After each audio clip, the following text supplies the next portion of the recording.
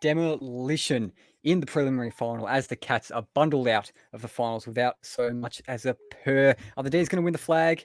Is Chris Scott's job on the line?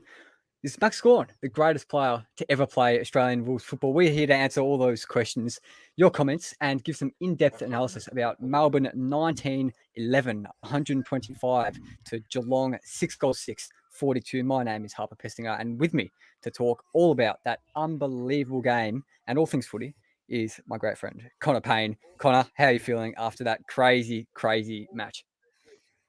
First off, thank you for the kind words, calling me a friend, even though we are family, but that's all right.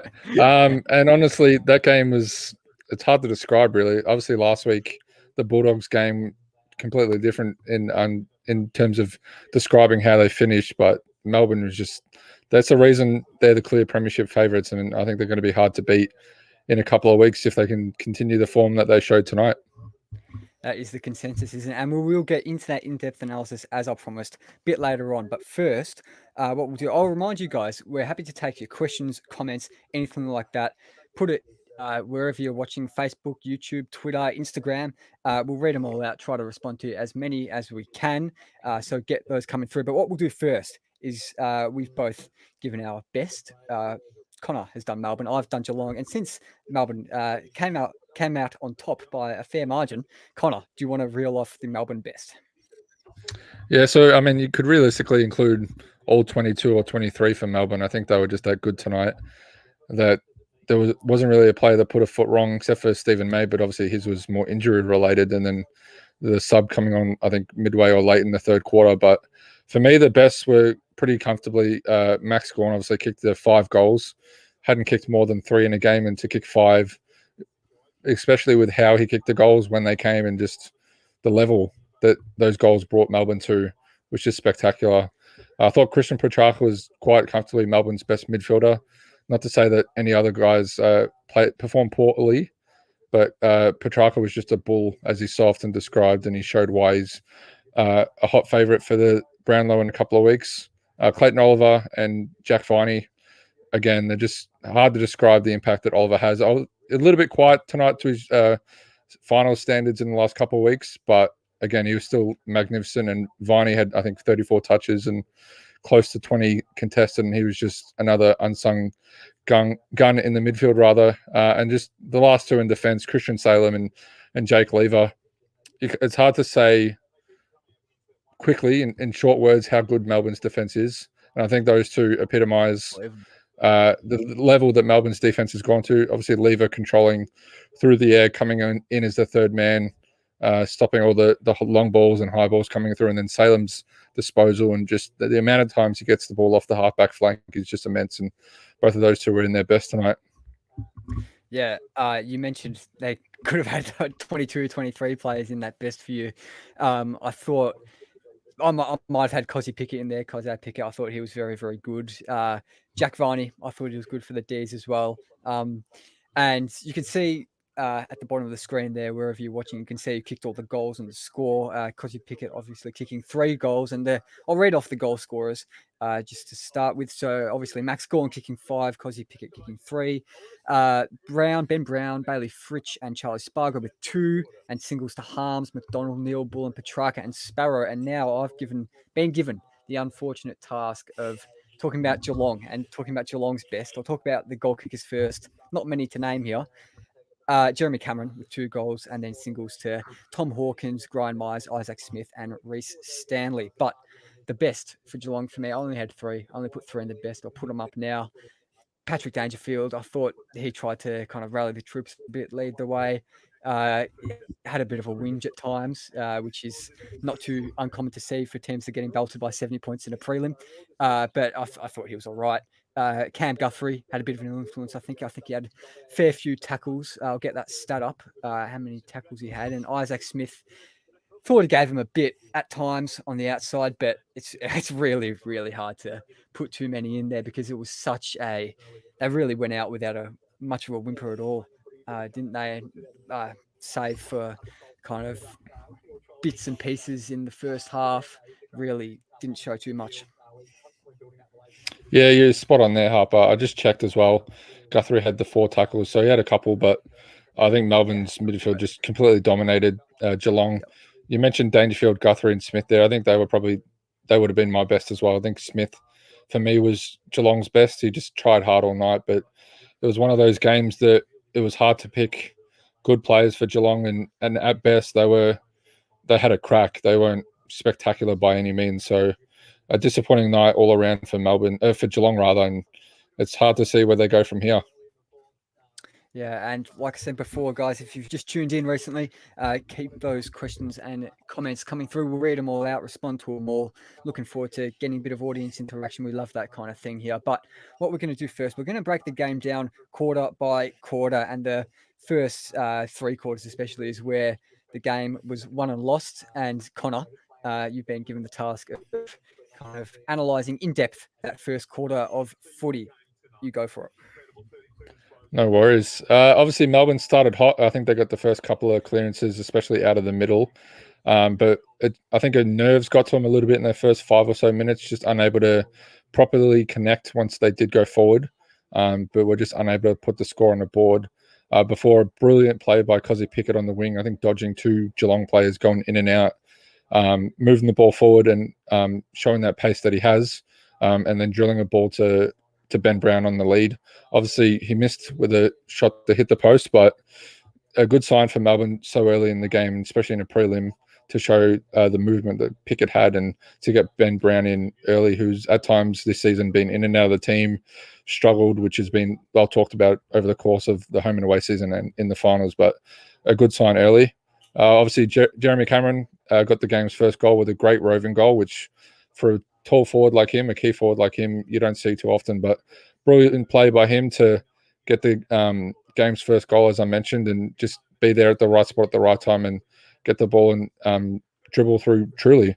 Obviously, Ben Brown then went down and kicked a goal pretty much instantly, which is a great response to Melbourne. Obviously, in 2018 against the Eagles, they were belted early and often, and you wondered if they did concede a goal like Jeremy Cameron's, would they hold their heads down, or is it a new Melbourne side? And we saw that they were a new Melbourne side with how quickly they answered back. I thought Ed Langdon in that first quarter was really good, getting the ball movement from 50 to 50.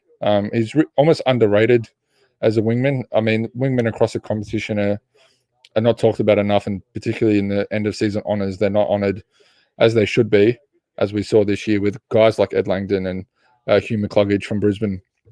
And I just thought his impact in the first quarter especially was immense and helped Melbourne get on top early and then continue as the game obviously went on. James Harms added a goal in the first quarter, and I think his impact and just Melbourne's impact from the midfield to kick goals is so important, and especially in today's game when teams are so reliant upon a defensive game, shutting down an opposition team's forward line, having midfielders that can go forward and kick goals like Harms did in that first quarter. Obviously, we see Petrarch kicking almost a goal a game at this point, and Oliver has shown improved form in that department this year. It's just so important that multiple midfielders can kick goals, and Harms showed that with a great goal in the first quarter.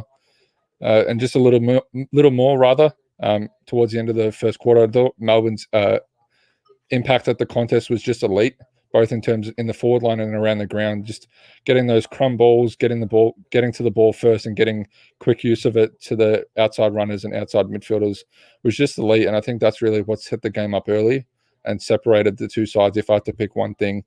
And then towards the end of the first half, I think the most important issue almost was Stephen May's hamstring injury. Obviously ended up playing for another quarter or so, quarter and a half, but did get subbed off at the end of the third quarter. But it was good to see him get back on. But that'll definitely be one to keep an eye on as we move towards the grand final in 2 weeks. Yeah, absolutely one to watch. It's going to be a very, very interesting story to play out across the next kind of 15 days. But second quarter, I'm going to get into that. And I'll just say first, at quarter time, it was 5 goals to 33 for Melbourne to 1 goal straight to the Cats. So 27-point margin in the D's favourite quarter time. Hawkins kicked one on the full in the first quarter as well. So that could have had the Cats a bit closer. But second quarter, the Fox Footy pundits at halftime were saying the Demons were all over them all quarter, but their catches actually started pretty well. They kicked 2 of the first 3 goals in a bit of a flurry. about 5 minutes into the quarter, Reece Stanley with a good mark and goal. Gary Rowland, he didn't have too much of an impact in that first half. I've got to say, the whole game To really. say the very least. To say the very least. But I did think he was quite clever for that goal, kind of leading Stephen May kind of back towards the goal square to take him out of that contest and allowing Reece Stanley to get that mark. But that was just about the only positive contribution I saw from him. And then Charlie Spargo, really, this was a big story of the game, a big reason why the D's won by so much. They're far, far, far too good. They're small forwards for Geelong's small defenders. They're just a class above at ground level, class above all over the ground, really. But at ground level in the forward line, they were too good. Charlie Spargo kicking a nice little goal there. Cozzy Pickett later on in the quarter kicking a nice one. There was a bit, I put this down in the notes as well. I'll ask you this before I kind of continue with this second quarter wrap. What did you think of the free kick that Max Holmes gave away on, it was Tom Sparrow, where he kind of slipped over, Sparrow slipped over, and then subsequently Holmes slipped over and accidentally kind of kneed him in the head. What did you think about that? I first want to let the listeners and viewers know that in the show notes, I did see Harper say that the free kick wasn't there, but then quickly changed it to was there, but unlucky. Obviously, your friendship with Max Holmes, but it was, for me, it was there. On the caveat that it is unlucky. Obviously, Sparrow slipped over, then Holmes slipped over, but by the letter of the law, he got him high, so it is a free kick. But it's just one of those things. It's unlucky. Obviously, he didn't mean to get him high.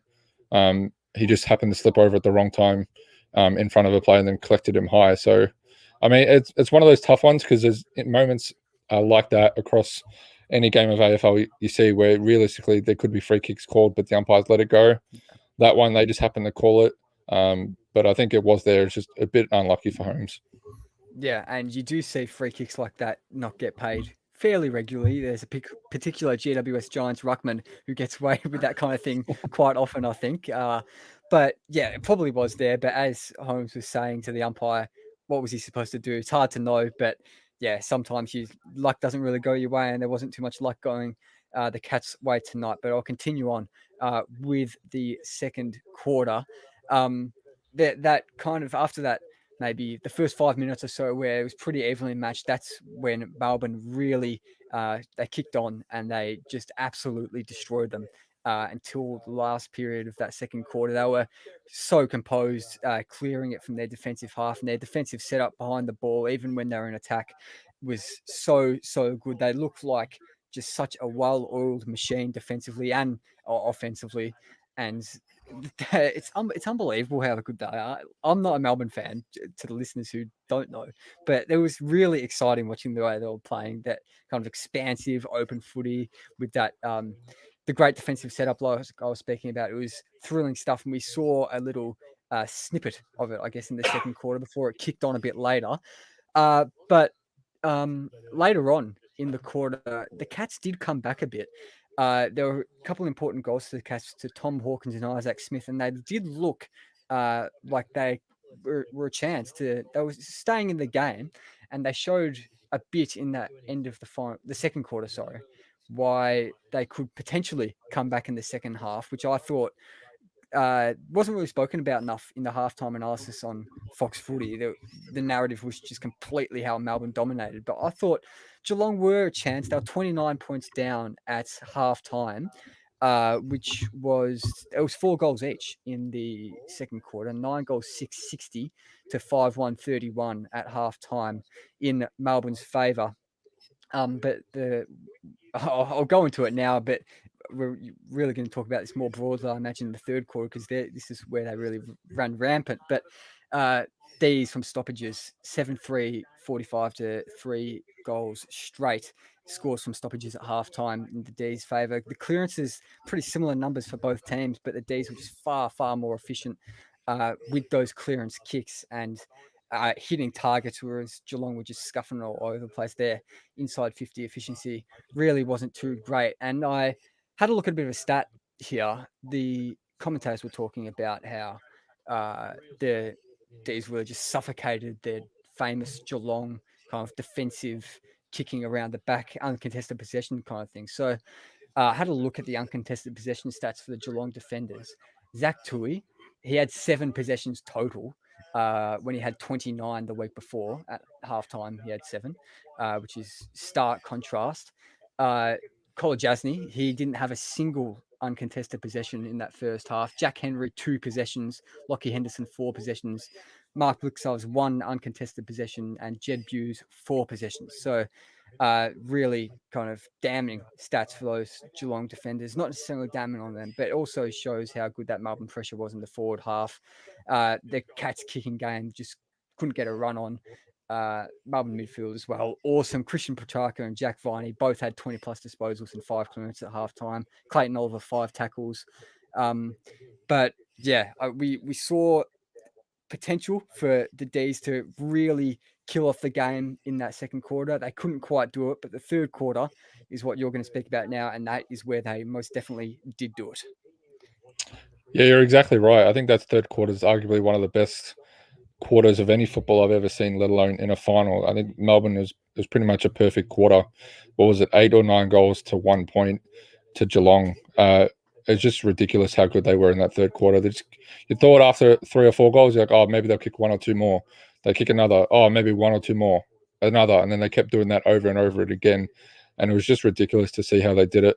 Obviously, they got the great start early through Petrarch and Oliver, straight to Ben Brown out in the lead. Again, I mentioned that from the first quarter, good to get him involved so early, and then to kick a goal within that first minute, I think just gave Melbourne so much confidence, especially with how Geelong ended that second quarter with those 2 late goals. To come out within the first minute of the third quarter and kick a goal, I think it just filled Melbourne with so much confidence and probably put the stake through Geelong's chances. And particularly after that goal, we started seeing Geelong lashing out. Obviously, Joel Selwood gave away a pretty stupid 50 that the commentators were iffy on whether it was there, but it's one of those things. A player of Selwood's caliber and experience, you just don't need to be doing, let alone giving away, especially when, yeah, exactly right. Especially when a guy like Baylor Fritsch is kicking from, I think it was close to 45, 50 meters out to bring him to the goal square and confirm the goal rather than him actually having to work for it. It's just frustration, as you mentioned. And I think it showed where Geelong's heads were at, and possibly that combined with how their past performances in the last 3 or 4 final series obviously haven't gone the way they would have hoped. I think it all caught up to Geelong's leaders and their team overall, but especially Selwood in that passage of play.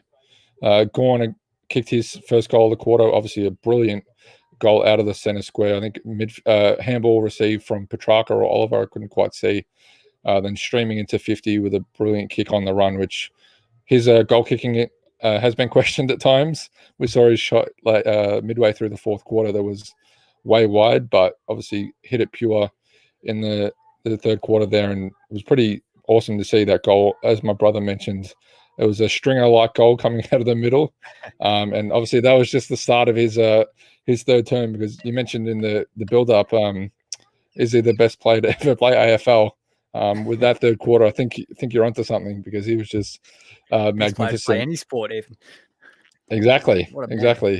You could have had the 1996 Chicago Bulls out there, and I think Melbourne still would have had their number. So, yeah, obviously we mentioned Gary Rowland before. He's limited impact. I think and commentators mentioned he had his first touch with almost 5 minutes gone into the third term, which for a small forward of any caliber is damning, but especially one that has shown so much over his career in the regular season. Has a bit of a reputation now as a guy that doesn't turn up in September in finals and big finals, and I think today's no different. He just had no impact on the game, and as I mentioned, getting his first touch of the ball almost 5 minutes into the third term is just disappointing, and he'd obviously want to do better as well from the Perth crowd. Yes, exactly, which you never want to hear for a player getting their first touch midway or into the third quarter. So that just showed, I think, his lack of an impact was almost a highlight, not the highlight, but a highlight of why Geelong was so poor, just not getting the ball. And even when he did, I think he butchered the kick or the handball anyway. So just a summation of how poor Geelong were as a total on the whole night. Obviously, we mentioned Gawn just before, again with another goal. in quick succession. I think he kicked 2 or 3 in a row. The best of those coming out of the pack in a ruck contest deep in the forward pocket, just grabbing it, snapping over his left shoulder and just kicking an absolutely brilliant goal, which you'd be getting up and about if you saw Cozzy Pickett or another small forward around the ground kicking that goal. But to see Gawn, the ruckman, was just immense. And I think that pretty much was the moment everybody knew that Melbourne were going to win and win pretty comfortably. Obviously, Gawn, as I mentioned, Geelong, that was just well and truly done for them. I think there's a couple of players like Isaac Smith and Dangerfield that were trying hard, but even them, it was more of a just try hard to put the effort in, not because they genuinely thought they had a chance to win. And I think the last few minutes of the third quarter, I don't have too much written down. I think it's just more was for Melbourne just to keeping everybody fit and healthy. Obviously, we mentioned Stephen May, but I think his sub was more cautionary than anything rather than taking the risk that he does get injured. Obviously, Hawkins had a near mark in the goal square. That it obviously wasn't going to win them the game, but would have just been a nice way to get a goal on the board. But dropped it right at the last second, handball to Graham Myers, who was then smothered, which I think summed up Geelong's third quarter. Had it right there on the fingertips, or more that summed up Geelong's day up to that point. Had it right at the fingertips, but Melbourne just right there at the right moment and just doing too much. And then I just have one quick question I just wrote down was, where does Geelong go from here? Obviously, we can talk more about that after the wrap-up, but yeah, Melbourne was elite. Max Gawn, Petrarch, Oliver, everybody for Melbourne was elite in that third quarter. And then Geelong were poor, to say the least. Yeah, poor to say the least. Absolutely right. And I thought Max Gawn's tackle on Gary Rowland on the kind of half-forward flank wing area was That was a great tackle. Really and truly symbolic of the game, that tackle. Gary Rowland, I think it was in the third quarter, he was subbed out. Not sure how medical that sub was. I think that was kind of red vest, green vest type thing from about 5 years ago. But he was subbed out nonetheless after having, as we said, virtually no impact. But we're not here to pile on to Gary Rowland. We're here to talk about the game, and I'll talk a little bit about the fourth quarter. Going into the fourth quarter, it was 17-8, 110 to 5 goals to 32 at three-quarter time. D's were up by 41 at a point in the second quarter. Geelong took it back to 29 at half time, but then for anyone that watched it, you know all too well that Melbourne blew them out of the water in that third quarter. Hardly anything to talk about with the last quarter, to be honest. There wasn't a goal until almost time on, the 19.5-minute mark, with Cozzy Pickett way too good on the ground for those small defenders. Jeremy Cameron got a consolation goal late on. Really not too much happening in the fourth quarter. Stephen May subbed out, like you said, with about 5 minutes to go. The Melbourne bench was Lever, Gawn, Oliver, Petrarca, and obviously Stephen May the sub. So I was watching that. I watched the game with my brother and my dad, and we called it with about, I think, still 15 minutes to go on the clock. We said Gawn, Oliver, Lever, and Petrarca should all go to the bench and not play a minute.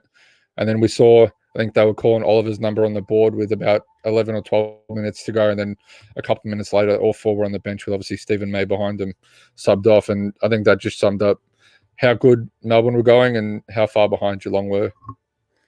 Yeah, it's common sense coaching, isn't it? I think it's something that we don't really see too often. Sometimes the coaches may be trying to kind of be overly clever, if you know what I mean, and put their best players out on the field and risk injury near the end of a game that basically it was over by 10 minutes into the third quarter. So why not just put all your best players on the bench? Totally fair enough. Honestly, is it even worth talking anything else about the fourth quarter? I don't think so. It was completely over by then. So we might just get into some talking points from. Well, for that fourth quarter, I didn't take any notes. I just went straight to the best because the game was well and truly over. It was more just how much is Melbourne going to win by. So. And guys, just a reminder to get your questions and comments through, anything like that. We'd love to read them out, take some questions and comments. Like I said, Melbourne fans, come celebrate with us. There's probably a few of you tuning in, and we thanks very much for tuning in. I hope you can give us some contributions in the chat of wherever you're watching. And there was one from Cunningham.fs from right at the start, which I didn't read out before. Get Gibbsy on the podcast, of course, referring to my podcast co-host, Lockie Gibbs. He's probably feeling a bit flat. I'm not sure he's watching this. I'm not sure he wants to have anything to do with footy for the next few days. Yeah, he said he might come on I if think they we'd just win. be adding fuel to the fire if we invited him on. If I Yeah, was in his position, the one thing I wouldn't want to be doing is recapping the game. So I think we'll be lenient. We'll be fair, and we won't invite him on because it might be painful viewing. I mean, we did wrap up the Essendon Bulldogs game just after that, and we're both big Essendon fans for all the listeners and the viewers. That was a bit of a hard one to do, but it was quite We cathartic didn't get nonetheless. belted by 80 points in the prelim, so one step We away didn't from the get grand final. belted by 80 points, but it was heartbreaking nonetheless. But yeah, definitely different positions. Now, let's get into some talking points. Obviously, two teams were playing. We will talk about Geelong a bit later, but the big story coming out of this, the Melbourne Demons, how incredible is it? They're into their first grand final in 21 years and their opportunity to win their first grand finals in 57 years. Do you think, well, I felt for the first time in a long time, this kind of media narrative, media hype, and the hype from everywhere for a team actually noticeably probably had an effect on how the team played. You could just feel this kind of wave of um like kind of finally living up to expectation and getting it done, and yeah, just using all this momentum to good effect and not crumbling under pressure. I thought they really did it well and executed well. Yeah, you're spot on the money there, Harper. It's obviously back in 2018. We mentioned it earlier, and it's been mentioned to death how poorly they were in the prelim against West Coast. So to show everybody how far they've come, they answered the call. They answered the question whether they would crumble like they did in that prelim a few years ago, or they would show that they're an improved side. And they went well and truly above that because they were just immense today. So I think, as you mentioned, they answered the call from the media. They answered all the hype, and I think they're going to go into the grand final in 2 weeks, not next week, in 2 weeks. Uh, Pretty firm favourites, no matter who comes out of tomorrow night's secondary prelim. Yeah, I do agree with you, but I think the other team definitely is a chance. But like you said, Melbourne firm favourites, and you mentioned that 2018 prelim where they've got yeah, probably bad memories from that. And there was this article that on foxsports.com, which was a talking about Will Schofield, the West Coast Premiership player, who was talking on the Nest Eagles podcast, and he was saying, Schofield saying that Melbourne has mental scars heading into their prelim against at Optus Stadium 3 years after a 66-point loss to the Eagles, and I think he played in that game, and he said it's mental scars, and I said this during the week on social media that there's mental scars there, 100%. And Brad Green responded to that, what a myth. And I think Brad Green probably, it's turned out that Brad Green was probably right. They really didn't show any signs of having mental scars at all. And that was so good. It was so exciting to watch them. I don't think many people would be begrudging them being in the grand final, although it would hurt so much, wouldn't it? Being a Melbourne fan living in Melbourne right now.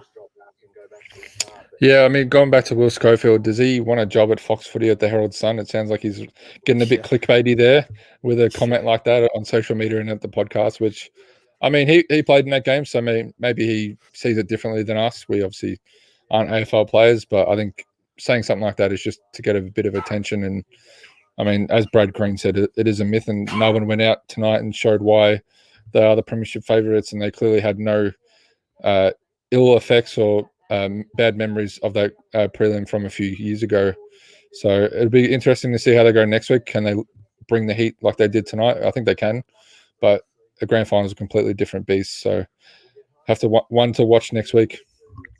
Yeah, and very interesting. The last time Melbourne played Geelong in a final, Mitch Hannon. That it was the week before that West Coast demolition job on the Demons, and Mitch Hannon kicked that amazing goal running in to seal the game for the D's against the Cats. And funnily enough, Mitch Hannon's now playing for the Bulldogs, who Melbourne could face in the grand final. A great friend of the show, Mitch Hannon is. But we'll keep talking about Melbourne for a bit. You mentioned they're your favourites no matter who they play. Who do you think could challenge them the most Before, like obviously we're talking about it very early, but at the moment, do you think the Bulldogs or the Power would have more of a chance? I do think I'm tipping the Bulldogs for tomorrow, but I think if you had to compare both teams and say who would match up better with Melbourne, I'd probably give the edge to Port Adelaide. I think they're just a bit more, they have just a bit more depth at both ends of the field. The midfields are probably arguably a wash. I think all three have elite midfields. But I think Port Adelaide's depth at either end of the ground, obviously, they don't have Mitch Georgiades tomorrow night against the Bulldogs, but should they win, I think he'd be right for the grand final. I just think Port Adelaide's depth in the forward line and the defensive 50, I think, is just a bit more than currently what the Bulldogs have. Obviously, they lost Josh Bruce. Alex Keith isn't playing in the prelim. And for that reason, I'd give the edge to Port Adelaide. But as I've mentioned last week, and I've been talking to people during the week, the Bulldogs, they've shown it before. I think they're one of the few sides that, with injuries, they could still bring it to both Port Adelaide and Melbourne if they do win. So I give either chance, as you mentioned, a great chance of knocking off Melbourne in a couple of weeks' times. But from a pure list and player health-wise, I'd probably give the edge to Port Adelaide, coming out better against Melbourne in the grand final. Yeah, and speaking of injuries, I'm kind of flying by the seat of my pants here. I'll put a little thing up here. Stephen May's injury. Well, what do you think about it? Do you think, gut feeling at the moment, obviously not being a medical professional or anything like it, how's he looking, do you reckon, for the grand final? Early call. I mean, I think he'll play. He didn't seem to be in too much trouble. I think it more seemed to be a bit more tightness than anything. And I think it was a good sign that he came on after he'd been off for, I think, almost 15 minutes from the first quarter into the first quarter break, and then played until almost the end of the third quarter, which obviously it wasn't a full fitness. He was labouring a little bit out there, but it was probably possibly a bit of protection more than anything. And I think the week off will do him a world of good, and he'll be fit and firing for the grand final in 2 weeks. Yeah. Hard to disagree with you there, and I think it will be a kind of classic case of they'll definitely name him on the Thursday night, but if he won't be fit enough, they'll probably bring in an emergency for him, I'd say. But I think he'll be named in the kind of initial 22. He's such an important player, isn't he? Him and Lever, they've been spoken about so much, but I think we just got to speak about him again because it's hard to remember kind of twin towers down in the back line for any team that have been so rock solid throughout. They've played 25 games or 24 games now through that much of a sustained period. Yeah, you're exactly right. It's hard to think of two key defenders who have paired so well so quickly after, just as I mentioned, just such a short time of playing together. I'd have to go through teams and history books and past grand final winners and grand final teams that have made the grand final just to see if they have two guys as good as both Lever and May, who are arguably on any other team, they'd be clear far and away a number one defender, but both at Melbourne happen to be the number one defender. And it's just hard to think of another team that has two guys that are so good at both one-on-one and in the air and reading the ball so well. So just those two, their ability to pair so well is obviously helped Melbourne, to say the least. And I think that's probably the biggest reason, besides the Melbourne's ability to win the ball at the ground, all across the ground. I think Lever and May are probably the reason they're doing so well, and they're now in a grand final. Yeah, they are now in a grand final, and it's so exciting for Melbourne fans, and so hard not to be caught up in it, even not as a Melbourne fan. We'll talk a bit about Geelong now because they're Melbourne's not the only team that were involved in this game, so we will talk a bit about Geelong. Spoke about the same issue a couple weeks ago with Geelong, Chris Scott, and that like the finals record that's so often criticised in the media for Chris Scott when it comes to the cutthroat games. He just can't get his team to do it. Do you think he should be kind of sticking around for the long haul given this finals record? I think it honestly depends what Geelong want to do. Obviously, he's shown with their list and him as a coach that he can bring him to prelims and grand finals. He's pretty much seems like he's done it every year since he took over in 2011. But I really think it just purely comes down to what Geelong want to do. Do they want to try and top up again, if that's even possible, with their lack of assets at the table in terms of young players, or do they want to start easing the older guys on out of the squad and trying trading one or two guys for young players and picks? I think if they go that route, if they try and go the tank route, for lack of a better term, they'd probably have to look at another coach just to get a fresh voice in, get a new guy in to start the new period at the club. But I think if they do continue trying to win a premiership, which I mean, they made the prelim. Obviously, they got belted today and went almost never in it, but they did make the prelim, so you could argue that they're right there on the cusp. I think he is the right man for the job, but it really just comes down to what Geelong want to do. Do they want to continue one more year, 2 more years for a flag, or do they want to start the rebuild? And we did both tip Melbourne pre-game. You can see on the Instagram story, if you're not already watching on the Instagram, at WDWB pod on Instagram, all our tips for all these finals games. But we did both tip Melbourne. I tipped them by 31. I think you tipped them by 12. Did you? I meant 112. Yeah. Did you give Geelong any shot at it pre-game, or was it always Melbourne in your mind? I always thought Melbourne would win, but I thought Geelong had a shot at winning, but it was really dependent on their two key forwards having monster games. Basically, both I think would have had to have games like Tom Hawkins did last week against GWS, where he kicked those 5 goals and was best on. But obviously, as we saw over the 4 quarters, Cameron ended up with 2, Hawkins 1, but neither had any real impact at all. They were just completely shut down by Melbourne's defense. And I think to go alongside that, rather, Geelong's inability to win the ball, and when they did win the ball, they were constantly pressured and hammered really across the ground. I think that was the key issues for the Geelong forward line and Geelong in general. They just weren't able to get the ball to their forwards, and when they did, it was often just hack kicks into the forward line. That was Melbourne that was outnumbered 2-1, 3-1, and Melbourne just grabbed it and ran away, and then rebounded from defensive 50 almost instantly. Yeah, and guys, just a reminder to keep your questions and comments coming through wherever you're watching on any of our socials, because we'd love to respond to them and help you kind of drive our agenda for tonight. Because we really love talking footy. Any footy topic, let us know in the chat. But yeah, I really couldn't see anything other than a fairly substantial win in favour of Melbourne heading into this game. But we will get back onto Chris Scott, because I think it is an interesting conversation as much as it has been talked about. We did speak about this record the other night, but since 2011, when he's come in, obviously they won the flag in 2011, and they finished 6th on the ladder. This is 2nd, 3rd, 10th in 2015, the only time they missed the finals under Chris Scott. And then 2nd, 8th, 1st in 2019, 4th in 2020, and 3rd this year. It is an unbelievable record, and I think it's pretty evident for me that not many other coaches, if any, could have kept that record up in the first place. So why would you get rid of a man who's delivering you constant kind of finals, like constant spots in the finals? Because I think he will eventually kind of make that breakthrough again. But let's talk a bit about Geelong's list. Their list shape has been talked about so much. It's not looking very good. It's on the old side. What do they do from here? What would your strategy be if you were in charge of the Cats?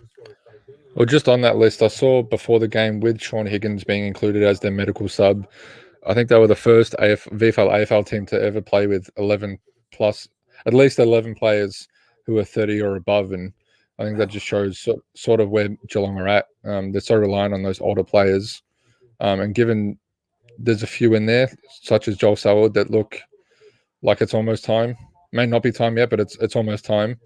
They sort of need to win next year, or I think that could be curtains on their grand final aspirations for the next coming years. And on their list, for such a long time, though, haven't we? We've been saying if they don't win it next year, it's done. But they keep on getting there. Yeah, you say that, but they added Dangerfield a few years ago. They've obviously added Cameron last year, and he was really good this year. So they have shown the ability to continue topping up with older players. But I think for me, their issue is that obviously in the finals they're not performing, and they don't have any young guns or young superstars coming up through the ranks um, to to replace those older guys once they move on. Most of the younger players are sort of bit part players at the moment, and this isn't a knock on any of them, but they're all at the moment the role they play and the form that they've shown has been as part players or as bit players, as I said, to supplement the older players. They don't have any real outstanding key young guys coming through that you can say, okay, in 2 years they're going to be as good as this player and help push Geelong on to the next phase of their as a club. Really, I think they're, as I mentioned, their younger players are just fillers, or they're sort of end of the 18 on any given day, and I think that's the core of the issue for me. They just don't have enough young players pushing the senior guys on as the senior guys get older. Yeah, and having a look at the stats here, they've made the top four 12 times since 2007. That could have slightly miscounted that number, but 12 times since 2007, I think. But with what you were saying there, have they not shown in the last, or since 2007, or since whenever you want to do it, 10, 15 years, whatever, they've been constantly topping up their list with older players, and it's constantly worked because they have got this lure of the location and the success of the club. They're very successful in their free agency recruiting.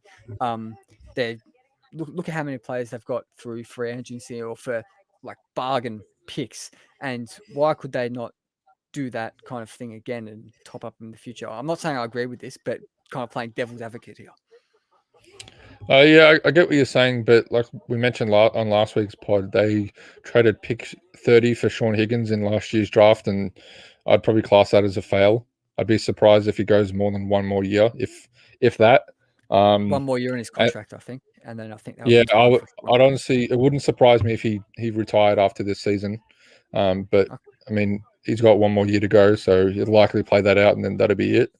But another issue as well is just, you'd imagine that Joel Selwood would be on a fair bit of money. Obviously, Patrick Dangerfield would be up there. Tom Hawkins and Jeremy Cameron would be up there on good money. A guy like Mark Blitzarves, I'd say he's on pretty decent coin. So that is another issue. Those guys are the stalwarts of the club. They're the leaders of the club. They're the key pillars, and they're all on big money. And if they're not performing in finals, I mean, can you really bring in blokes on the cheap or for draft picks when Geelong are picking usually at the end of rounds, not the start? Can you really bring in enough good guys to supplement those players and push them on in 2022 and beyond? But it's not just necessarily about the draft. Like free agency and trades, they've had so much success. Like I was saying before, like they could, because so many players are drawn to this kind of ideal location of Geelong and the beach and the surf and everything like that. They do get a kind of more than their fair share of top end talent without having to pay much for it. Yeah, I get what you're saying, but again, like look at Isaac Smith. He's over 30. Obviously, he had a good year, but he's over 30. Jeremy Cameron, I think, is 28, nearly 29. Obviously on big money, so he's only going to be at his peak for another 3-4 years, you'd imagine. And obviously, we mentioned Sean Higgins, pick 30, and then he had a pretty poor year. So recent history suggests that the guys that they have been targeting are all older, and that's not what they need at the moment. They need those exciting young talents, and obviously the lure of Geelong is good, but given the price of young talent commands now, I just don't think that Geelong have the room or the ability to fit guys in that are younger, such as an example, Adam Chera. They don't have the ability to fit in a player of his caliber in their salary cap and just in their team at the moment because of the amount of older players that they do have at the moment. Yeah, well, I could see them kind of shipping off one of those older players to use a bit of the cliche term to the Gold Coast or something. I could see them dumping a But bit of who though? salary cap. Who could you see them trading? Well, I could see possibly Sean Higgins going to the Gold Coast for one more season. Like, get rid of him before he runs out of his contract and Yeah, go but to the Gold what Coast for one on season. that? What's he going to bring you back? Like a fifth round pick, if that? Yeah, like a third round pick or something like that. It's not great. I definitely agree with you there, and I don't think their list is in good shape for the future. I do agree with you, even though I think it is a very interesting debate. Just looking at their list now, someone posted on Twitter that has all their players by age group. This is for 19 years. They're 19 years old. Max Holmes, Shannon Neal, Nick Stevens, Paul Sapopoulos. I'm not even sure how to Yeah, pronounce that. So one of those players basketball was in the background, I 22. believe. Yeah. Is that the tall ruckman? Yes, I think so. Yeah, I think I've heard Oh of him, no, but sorry, obviously sorry. Well, you're thinking of De Koning with the tall ruckman. Having a look. okay, Yeah, yeah. Capitolis is also a tall guy. Not 100% sure if he's a ruckman, but he's 202 centimeters. That is tall. So obviously Max Yeah. Holmes was the only one of those anywhere near the team. And even then, Jordan like I Clark mentioned before, is 20 and he played 11 games this year as well. yeah, Oscar Brownless, Ben Jarvis in that similar age bracket. You mentioned Sam De Koning, Francis Evans, Cooper Stevens, Cameron Tahini. One or two of those, I think, played games this year. Charlie Constable, Nathan Kruger, Brian Myers in the age 22 year. Brian Myers, for me, I think I mentioned it to my dad when we were watching the game together. He's gone backwards this year. He's had his moments, and even in the early part of this prelim, I think he had his moments. But for me, he's gone backwards on the form that he showed last year. 14 games, 11 goals for Brian Myers, which is not really the Which output you want. for a small forward or just any forward in general, unless you're Mm. an elite tackling machine or something like that, you can't have more games played than goals kicked. And especially a guy like him, we've seen what he can do in games. He's got that mercurial talent. He's got it inside him, but just for whatever reason, this year just wasn't his year, and especially tonight, he was quite poor. And just continuing on with Geelong's list, the age 23 year Brad.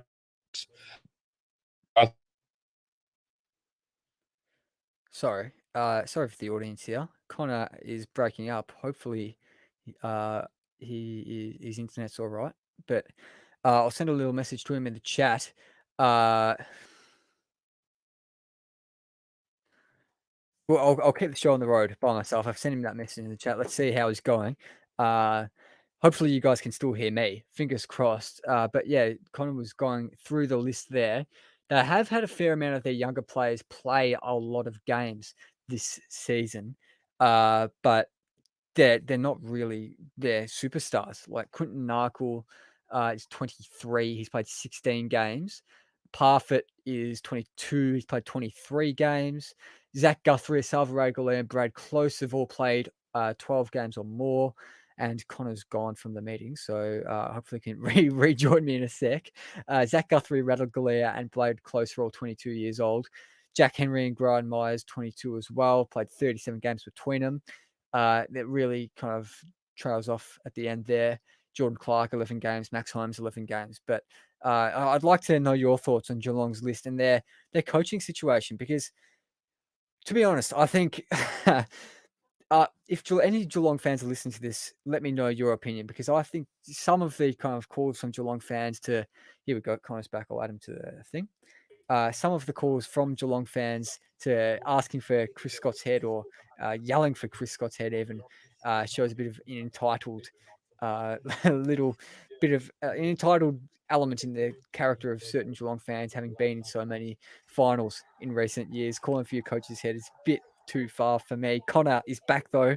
Connor, I was just reading off Geelong's younger players and how many games they'd played this season. Before you froze and left us, I think you were doing a similar thing. Was there anything interesting that we missed out on? No, it's just apologies for the technical difficulties there. I'm not too sure what happened. But I was just running through the younger players up to, mentioned Brad Close, Zach Guthrie, Jack Henry played tonight. Obviously, all three were poor, but Jack Henry, you'd probably argue, is the clear second best defender behind Tom Stewart. Stefan Okunbor, Brandon Parfitt, who's a big out, Asava Radaglia, and Sam Simpson. And then Mark O'Connor, Brandon Quinton Parfitt, Narkle. big out. Would you say Brandon Parfitt's a big out? I mean, for that run and carry that they really need, I think so. But I mean, you could have probably brought Superman into the game, and I don't think it really mattered. I think Melbourne was still going to win comfortably. So, and then just to finish off, Mark O'Connor and Quinton Narkle in their age 24 year. And besides that, that's the core of their young list. And then the rest of a heavy chunk of their list is 28 or above. And I think that just, I think it was, I was saying as I got cut off, I think that just highlights the dearth of young talent that they do have, and shows why if they don't win next year, I think it might be a few lean years for Geelong as they try to rebuild through the draft or trades even. Yeah, we haven't seen lean years for Geelong for a long, long time. That last time they missed consecutive finals, not even this century, 98 and 99. They finished 12th and then 11th, according to AFLtables.com, which is a great little website for all you kind of stats nerds out there, footy stats nerds. I like that one. But you said that Jack Henry, second best defender behind Tom Stewart. I want to go a bit more into that take. What makes their other defenders not take that honour of second best defender at the club? I just think Jack Henry's shown, similar to Tom Stewart, his ability to read the ball not tonight, rather, in general, is just really, really good. I wouldn't call it elite at the moment, but it is really good. I think he makes really good decisions with the ball, and just has that timing that all key defenders really need. And I just think, obviously, Zach Tui is more of a wingman now than a halfback flanker, although he does sort of float between the two, and he's more of a ball winning, ball using backman, if you want to describe him as a backman rather than a shutdown defender. Is he? Yeah. Yeah, exactly. And I just think guys like, where are we looking? Lockie Henderson, he's clearly better than Lockie Henderson. Blitzarves, you could probably, thinking about now, Blitzarves you'd put above him, but I think Henry has shown the ability to reach that level, maybe not all Australian level, but to reach second best or just below the best defender at Geelong. Yeah, and hello to all the people who've tuned in the last few minutes. Keep your questions or get your questions and comments coming through, because we'd be very interested, very excited to read any of them out. We'd absolutely love that. But Jack Henry, I've lost it here. I'll get his age back. He's 22 years old. He's played 23 or 24 now, I'm guessing, 24 games this season. I think you are right about his decision making, but I think he's prone to a bit of a clanger, and I think he's prone to kind of shitting himself when he gets under pressure. But I think for the most part, he's a good defender, good young defender. He's got upside on the being 22 years old, but far, far, far from the finished product. We'll talk about Geelong. There's one more topic I want to talk about. I want to move on for the list because I think we've done that to death. But Geelong tonight, we've been talking about what Melbourne did right. You can't lose a game by, how much did they lose by in the end? They lost by 83 points. You can't lose a game by 83 points without being pretty poor yourselves. So what did Geelong do wrong? I would say everything, but that's just too easy of an answer. I think just one, they just didn't win the ball enough, obviously, and two, their pressure or their ability to use the ball when they had it was just so poor. I think anytime over the 4 quarters really that they got the ball, it was mostly just hack kicks forward, and just hoping for the best rather than the structured play that they like to do so well. I think Melbourne's pressure around the ground really stopped them and clamped them, coming out of defensive 50 especially, and they just had little time to zero time when they did get the ball. And I think for me, their ball winning and their ball use was the biggest reason for their loss tonight. I think they couldn't possess it enough, and when they did, it was just a kick and hope rather than, as I said, the structured play that they like to, uncontested play that they like to do so much. Yeah, I do agree with you there. I'm trying to load up the stats now. My internet's been a bit slow because I'm running about 5,000 applications to my computer at once, running this stream, trying to find the disposal efficiency. I saw at halftime this disposal efficiency wasn't as bad as I thought it would have been. But it was, that kind of the suffocation that Melbourne kind of brought If you can believe this, Melbourne 68.7 disposal efficiency, Geelong 68.6. So really, it was a Yeah, there you go. 0.1 difference between two teams. But it just seems obviously they had the exact same disposal efficiency. But I think when Melbourne did get that time and space, they were lethal with the ball. And then obviously in the last quarter and a half, it was just the game was over. So I think that's And I probably what think contributed something a that bit might to be Melbourne's. I think something that might be skewing that stat a little bit that isn't talked about too often is that it's easy to kind of increase your disposal efficiency when you're doing a little handball 2 meters to someone that's under pressure. Like when someone receives that handball, that is an effective disposal. So it boosts your disposal efficiency, but it doesn't help the player at all. It's just putting another guy under pressure and doing those constant little handballs. Yes, it's going to boost your disposal efficiency, but it's not going to help much else really. Like I said, it's putting another guy under pressure. But what Melbourne were doing with the ball, they were actually like putting their disposals to good use rather than handballing or kicking to someone under pressure. They were hitting targets. They were hitting targets inside 50. They were getting good clearances, that amazing, those amazing bursts out of the middle from the likes of Christian Petrarch. And while the disposal efficiency is around the same, what Melbourne did with the ball and their 68% disposal efficiency was very different to what Geelong did with their 68% disposal efficiency, if you know what I mean.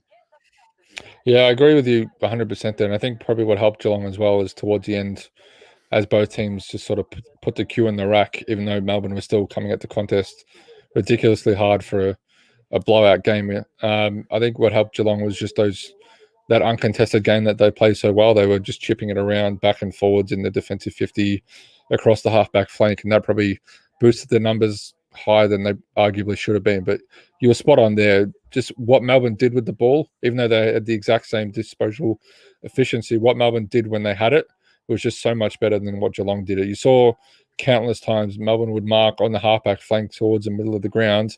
They'd have a guy running sideways, the 2 meter handball to the side, but it's to a guy running into an open center of the ground. And then from there, they can launch a attack inside forward 50. Whereas Geelong, you said it perfectly, they do those handballs side to side, but because of Melbourne's pressure and around the ground, really, they weren't able to get any really time and space with the ball. So it was just back and forth handballs between each other, and then a kick and hope or a tackle and another ball up. Yeah, I said the word before and I'll say it again. It was a real suffocation of all things that Geelong could do from Melbourne. I think it really shows that as much as we like to use stats and as good as stats are for certain situations, this is one time where stats maybe fail us because there isn't really a stat that I know of, at least, that shows kind of how many times you handball to a guy under pressure or anything like that, or how like I'm not going to use the word effective, but how meaningful, I guess, your disposals are. And just what I it don't know leads what, to. yeah, what it leads to exactly. I'm not sure what stat you could bring in for that.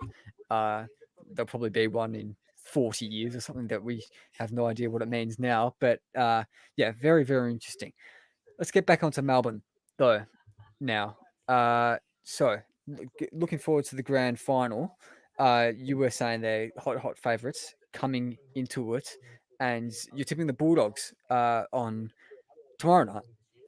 Oh, actually, I was wrong in saying let's get back into Melbourne. Let's get into the game tomorrow night. Bulldogs Port Adelaide. Where is it going to be won or lost? I think it's going to be won and lost at either end of the ground. As simple as that is to say, I think if one defensive or forward group can get really on top of the other, I think that's going to really win the game. I think both teams' midfield are elite. You could argue that the Bulldogs' midfield, there's a few players. Obviously, Bont's injury is a massive concern. Adam Treloar isn't in the best of form. But on their day, they're arguably the best midfield in the competition. So it'd almost be a wash between both sides of midfield. So I think if the Bulldogs can get Aaron Norton, then their small forwards, obviously Cody Waitman's another big out. He would have been perfect for a game like tomorrow night. But I think if the Bulldogs can get Norton flying at contests and just in the air and get the small forwards and the midfielders pushing forward for goals, I think that's going to go a long way to getting the Dogs into a grand final. But on the other hand, I think if Port Adelaide's forward line with Charlie Dixon, obviously no Mitch Georgiades, and we believe Orazio Fantasia will play. But if they can get those two and a guy like Robbie Gray who can swing in the midfield in the half forward flank and half the forward pocket, and get those three and others involved, I think they'll go a long way to getting the points and moving on to the grand final. Yeah, interesting to see someone pronounce Orazio Fantasia, pronounce his name that way. I believe it is the correct way, but you hardly ever hear it. There was a kind of phase in football commentary for a couple of weeks, about 3 or 4 years ago, I reckon, where everyone was saying Fantasia, and then that got scrapped, basically. It was back to Fantasia. But yeah, well, I think most footy commentators don't really care about players' names with our BT Menengola and everything that he does wrong, but that's another point for another day.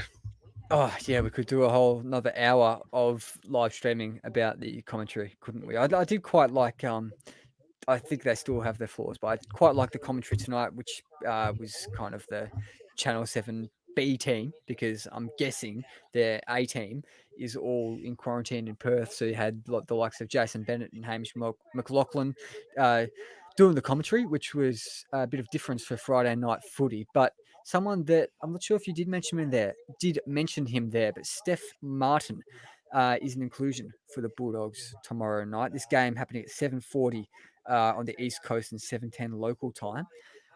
Steph Martin, inclusion for the Bulldogs, coming in for the omitted Lewis Young, who was trying his hard out in the ruck, but not really doing what an absolute A grader does. So how is that going to affect this contest, Stephen Martin coming in? I think it's really just going to be what level is he at. He hasn't played for a few weeks, and he's a bigger body, so he takes a while to get going. But if he can show the form that he showed early in the season, which I think Mitch Cleary called him after about 2 weeks, the recruit of the season from afl.com.au. If he can show that form, I mean, the Bulldogs will be laughing, and it'll allow Tim English to play that second ruck, which is much more suited for and allowing the flow forward to pair with Aaron Norton, which obviously we saw during the year. Norton and Josh Bruce's pairing was elite, and then to have English float through as well was pretty important for them. So I think if Steph Martin can be at his best against a really good ruckman in Scott Lysette, it'll go a long way to pushing the game rather in the Bulldogs' favour. But it's really just going to come down to what Steph Martin do we get and how effective I think Tim English is in that forward line. Yeah, it will come down to that precisely. And any questions, comments, anything like that, get them coming through on the socials wherever you're tuning in. I've seen someone who's just tuned in on the Instagram Live, Alex Winwood, good friend of the show, is a boxer who was at the Olympics. He lives in Perth.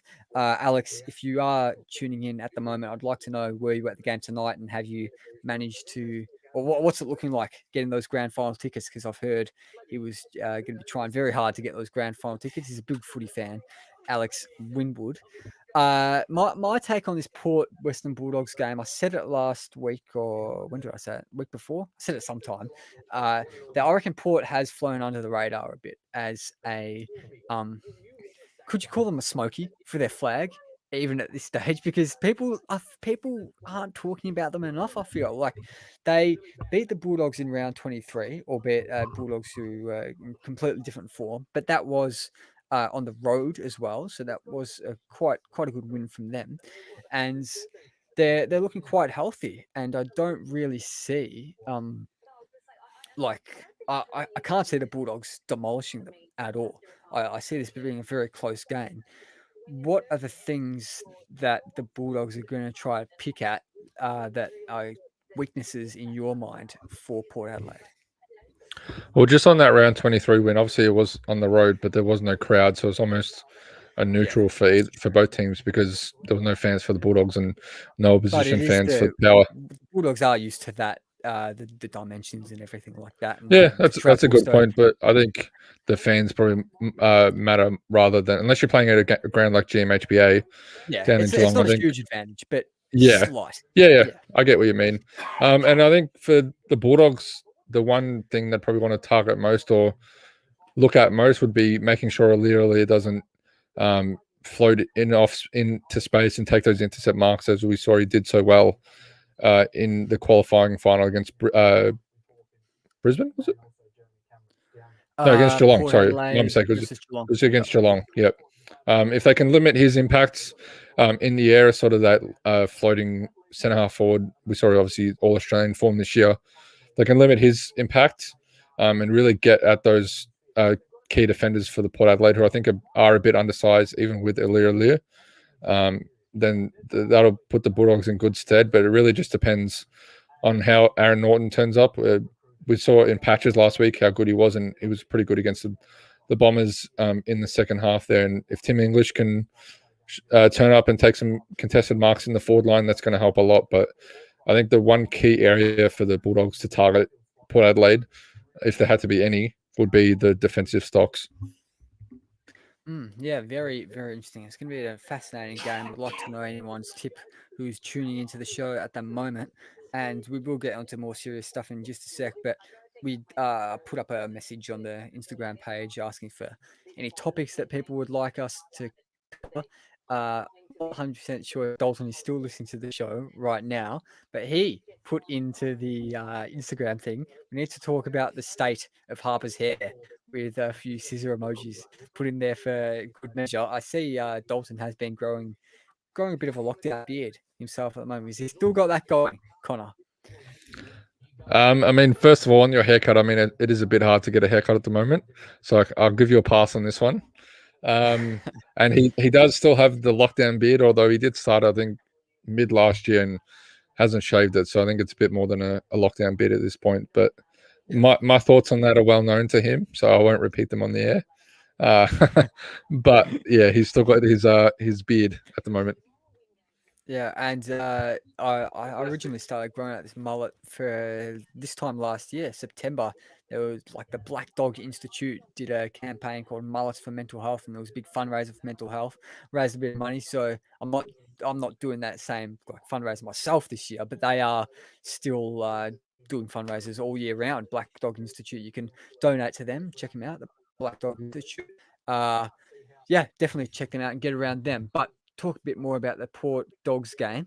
Is there anything that you particularly want to say that you haven't said yet about this game?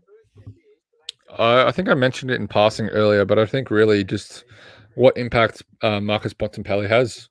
I don't think he's going to be fully at 100%. I don't think any player is this deep into the finals, but obviously we saw the injury or the knock he took last week. So is he going to be at the very best that he can be given how late we are into the season, or is he going to be hampered? And it's going to go a long way to determining how the Bulldogs go, especially in that midfield battle. We see what he's like coming out of contests. He's able to win the ground ball. He's able to deliver it accurately by foot or by hand. And then he's shown a pretty incredible ability to get forward this year. So I think for me, the biggest thing that we haven't spoke about yet is just Bontempelli's health. And besides that, I think we've sort of spoken about everything. It's a pretty even matchup. Obviously, both teams are missing guys. The Bulldogs are missing Josh Bruce from a couple of weeks ago, Cody Waitman from last week, and then Port Adelaide's missing Mitch Georgiades as that second tall forward backup ruckman option. So it's a really interesting battle, and hopefully it's a tad closer than tonight's matchup, and we can talk about the fourth quarter in a bit more depth than we did about tonight's game. And yeah, I'll actually have to do a bit of work in the fourth quarter. There wasn't much for me to do. There wasn't much for me to analyze in that final quarter of that game. Name you didn't mention there. You might have mentioned before. I might have forgotten. But Alex Keith for the Bulldogs, I think he's a massive out. He is their kind of.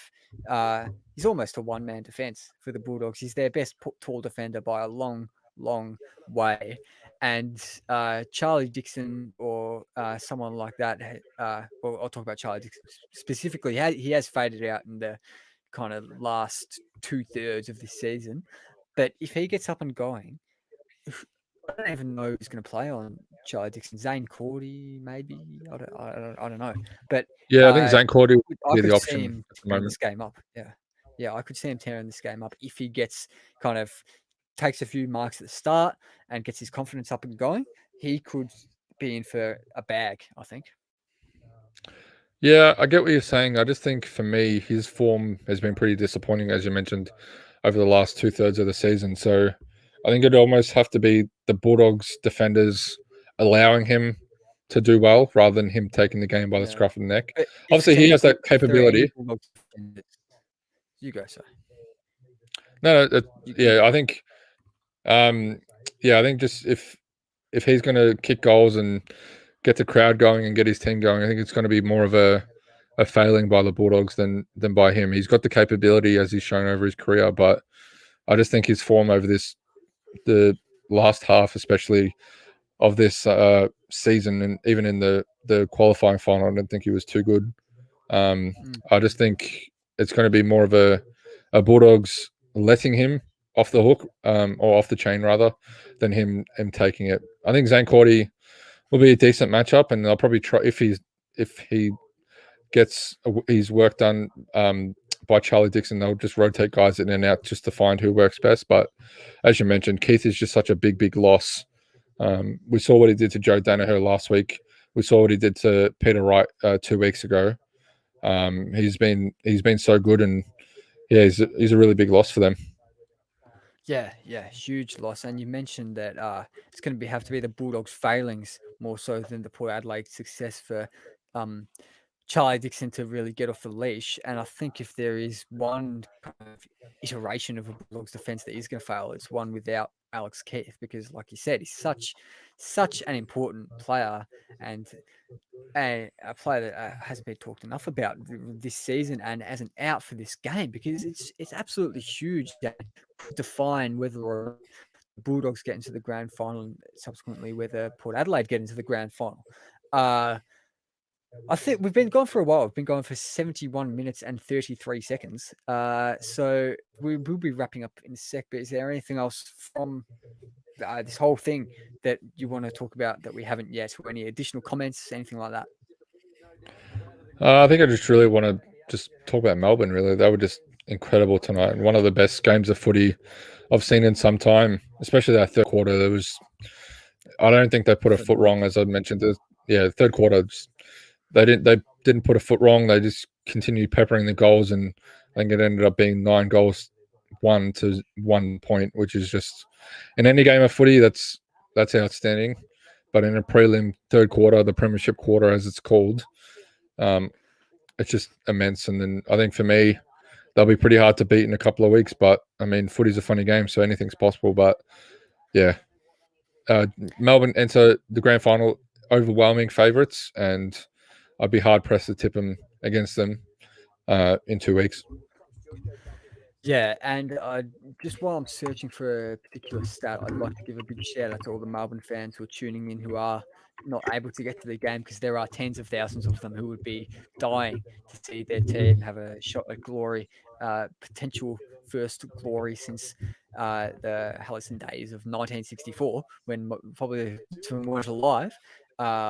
So yeah, it's so sad, but they'd be undoubtedly be a kind of highlight of their lockdown, seeing their Ds do so well, and potentially win this first grand final in 57 years. And you say something just while I try to find the stat. Say whatever you want. I don't care.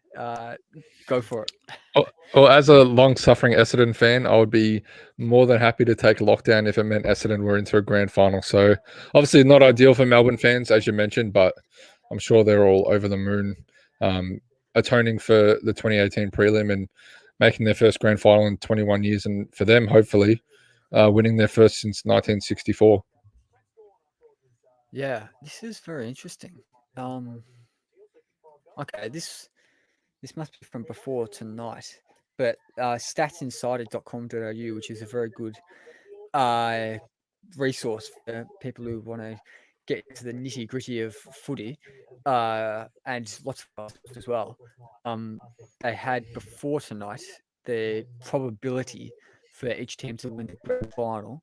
Bulldogs 16.5%, Geelong 18.6%, Port Adelaide 31.6%, Melbourne 33.3%.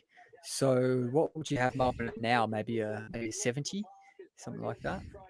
80. I'd probably go high 60s, early 70s if I had to put it at a team at a number now. Obviously, Geelong's out of the occasion. I'm surprised that Port Adelaide was so much higher than the Bulldogs. Obviously, they performed so well in that qualifying final against Geelong, but as we saw tonight, Melbourne blew them away as well. So I think probably the last 3 weeks probably hurt the Bulldogs' percentages on that website, but it all comes down to tomorrow night, and then regardless, I think Melbourne's going to enter the overwhelming favourite, as we said just then. Yeah, a little comment from Jack McLeod on the Instagram. Go Demons, Harper. You know we've got it in the bag next fortnight. Good night. I think Jack's had a very fun night tonight. Big D's fan. He's gone early. He's gone early. He has gone early. The lid is very much off for the D's fans. I think it has been for a few months now. But having a look at a particular betting site, which I won't name because we don't give away free ads here at Where Do We Begin, especially betting companies who get more than enough ads, I think. We've got the Western Bulldogs at $7.50 to win the grand final.